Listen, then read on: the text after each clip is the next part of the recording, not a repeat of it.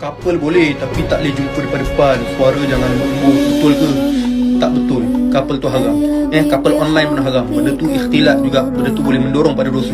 Sekarang ni berapa orang couple online bermula dengan couple online, akhirnya berakhir dengan I love you, you love me, sembang benda mengarut. Lepas tu mulalah video call. Lepas tu mula sembang benda-benda lucah. Lepas tu sebarkan gambar-gambar lucah. Lepas tu aib tersebar.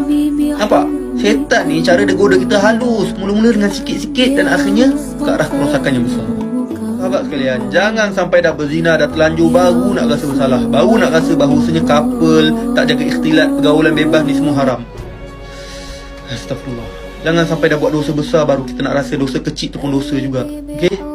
Berapa ramai orang mati disebabkan nyamuk Aedes yang kecil tu berbanding kena makan buaya. Berapa ramai orang yang rosak hati dia, rosak iman dia disebabkan berterusan buat dosa kecil berbanding buat dosa besar. Jangan dah buat dosa besar baru nak menyesal, baru nak rasa bersalah. Okey? Jangan.